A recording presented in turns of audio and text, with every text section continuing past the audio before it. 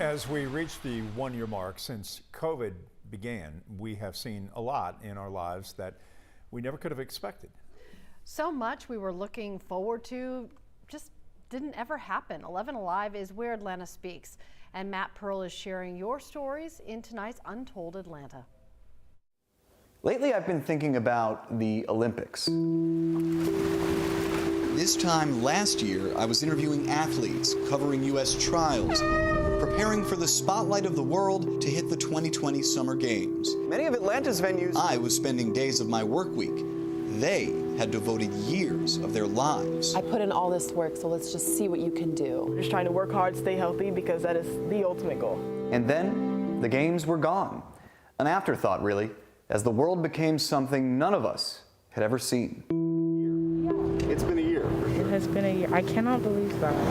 Lately, I've been thinking about all the stories these past 12 months we didn't get to tell. And not just those of Olympic dreams. Everything is just shifted. How many trips didn't we take? We missed a lot of travel and vacations. How many family gatherings didn't we attend? Their family, that haven't even met her. How many life moments didn't we experience? I've never met my professors in person before. So much in our lives has changed.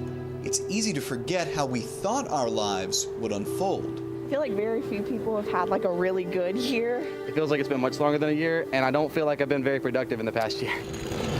Hartsfield-Jackson is still the world's busiest airport, but with 400,000 fewer flights per week. That's millions of vacations and business trips not taken. Weddings, celebrations, funerals, unattended.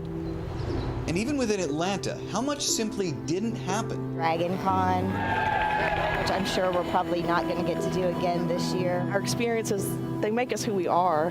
So to have these really big ones that you just kind of always assume would be there, just get taken away so quickly, there is like a grief to that.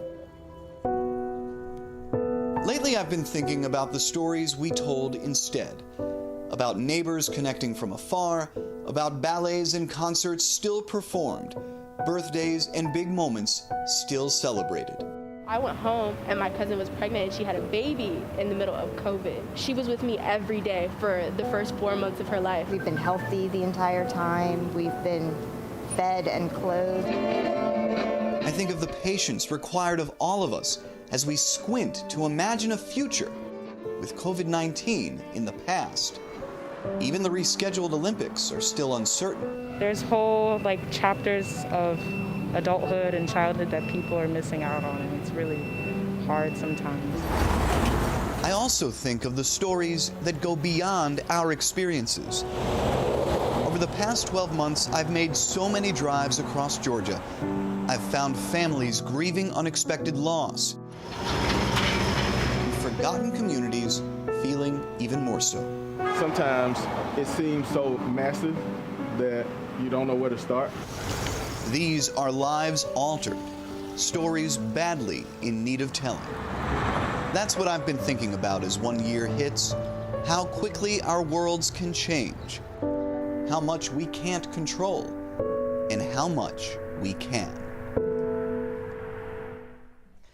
Jeff, it is like the great equalizer. It impacted every single person in our country and globally. I just think you can't look back. I think you have to look forward. The vaccines are here. Yeah. We're seeing the numbers look a whole heck of a lot better than they did 2 or 3 months ago around the country. I think you can look at regrets, and here's a sign that I'm older than a lot of our viewers. Yeah. But you can't look back. Got to look forward, as Satchel Paige used to say. But there are things that we can learn. We've seen disparities that can be addressed. We've learned how to work from home. Maybe we've simplified a little bit. So maybe we carry the things that we've learned and that we need to see and be better at forward. Well, our lives. But I'm with you looking forward. Our lives have certainly changed. To what degree, we are just not sure yet. What are the long-term ramifications of how we live on Zoom, how our workplace is, how our friends are, how our loved ones are? We just don't know what it's going to look like down the road, but I'm optimistic it's going to be better than what we've seen. For sure. All right, we'll be right back.